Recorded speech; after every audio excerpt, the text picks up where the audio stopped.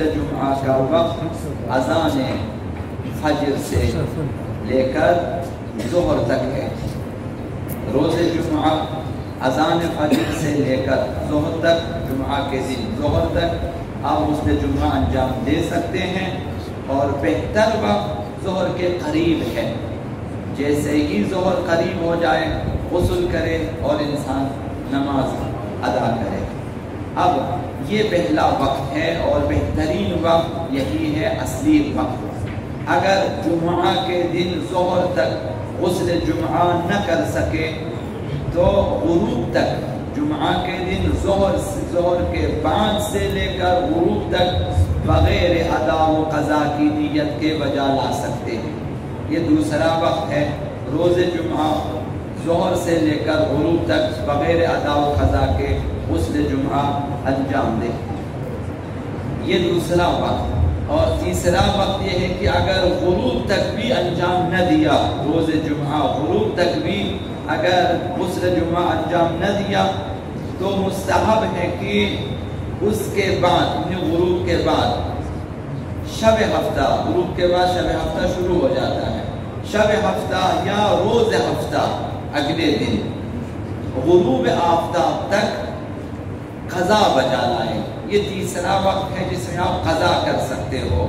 روز جمعہ غروب آفتاب کے بعد، مغرب کے بعد، مثلا مغرب ہو جائے، اگلے دن ظہر تک، اگلے دن غروب تک جو ہے قضا کی نیت سے غسل جمعہ انجام دے سکتے ہیں۔ اگرچہ بہتر یہ ہے کہ غسل جمعہ کو شب ہفتہ انجام نہ دے، روز ہفتہ انجام دے،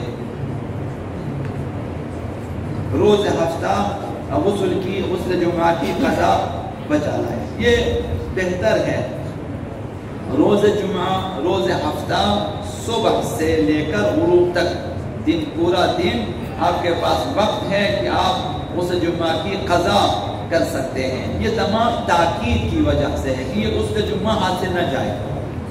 اور چوتھا وقت بھی ہے اس کے لیے، یہ کہ اگر کسی شخص کو پتا ہو کہ روز جمعہ پانی نہیں ملے گا ہمیں، تو لہٰذا وہ جمعرات کو، جمعرات کے دن یا شب جمعہ کو رجاءً بامید ثواب غسل جمعہ انجام دے سکتے ہیں، یعنی قبل از وقت انجام دے سکتے ہیں۔ اگر آپ کو کسی طرح سے پتا چلے کہ کل ہمیں پانی نہیں ملے گا، آج ہمارے پاس پانی ہے، جمعرات کا دن ہے، تو آپ شب جمعہ کو بھی انجام دے سکتے ہیں اور جمعرات کے دن بھی انجام دے سکتے ہیں۔ یہ چار اوقات اس لیے بیان ہوئے ہیں کہ غسل جمعہ کی تاکید ہے بہت زیادہ۔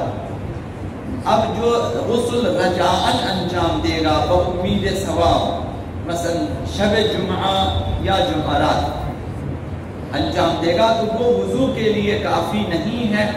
ایسے غسل کے بعد نماز وغیرہ پڑھنے کے لیے وضو کرنے کی بھی ضرورت ہوگی۔ مستحب ہے کہ غسل جمعہ کرتے وقت یہ دعا پڑھیں، 3 جملے ہیں، اگر یاد کر سکیں بہت ہی اچھی بات ہے، اور با ترجمہ یاد ہو اور بھی اچھا ہے، کہ اشہد ان لا الہ الا اللہ وحدہ لا شریک لہ وان محمدا عبدہ ورسولہ اللہم صل علی محمد وآل محمد۔ تقریباً وہی تشہد ہے جو ہم لوگ تشہد میں پڑھتے ہیں، ایک اشہد کم ہے صرف۔ اور وہ جو مشکل یہی ہے، وَاجْعَلْنِي مِنَ التَّوَّابِينَ، خدایا مجھے توبہ کرنے والوں میں سے قرار دے۔ وَاجْعَلْنِي مِنَ الْمُتَطَہِّرِينَ، مجھے پاک و پاکیزہ رہنے والے افراد میں سے قرار دے، یعنی پاک افراد میں سے قرار دے، اور توبہ کرنے والوں، یہ 2 جملے اسے یاد کریں، تشہد تو ویسے بھی یاد ہے، تو یہ بہت زیادہ ثواب رکھتا ہے۔ اب بعض محققین کے حوالے سے لکھا ہے کہ انہوں نے دعویٰ کیا ہے کہ پیغمبر خدا صلی اللہ علیہ وآلہ وسلم سے روایت ہے کہ آپ نے فرمایا ہے کہ من اغتسل غسل الجمعہ 40 جمعہ، پیغمبر اسلام سے یہ منسوب روایت ہے کہ بعض محققین نے فرمایا کہ یہ ایسی روایت موجود ہے، پیغمبر اسلام نے فرمایا اگر کوئی شخص 40 جمعہ غسل جمعہ انجام دے، 40 جمعہ، ہر مہینے میں 3 سے 4 جمعہ آ جاتے ہیں، 40 جمعہ اگر لگاتار مسلسل بلا ناغا غسل جمعہ انجام دے، لم یتفسخ بدنہ فی القبر، قبر میں اس کا جسم نہیں سڑے گا، اس کا جسم تر و تازہ رہے گا۔ سینکڑوں اجسام دریافت ہو چکے ہیں کہ صدیوں کے بعد بھی تر و تازہ ہیں، یہ تجربے سے ثابت شدہ ہے۔ تو یہ بھی غسل جمعہ کی برکت اور غسل جمعہ کی کرامت ہے کہ ایک انسان کا جسم اس کی وجہ سے صحیح سالم رہے۔ تو انشاءاللہ العزیز خداوند متعال کی طرف سے کچھ اضافی چیزیں بھی اس غسل کی وجہ سے انسان کو نصیب ہو سکتی ہیں۔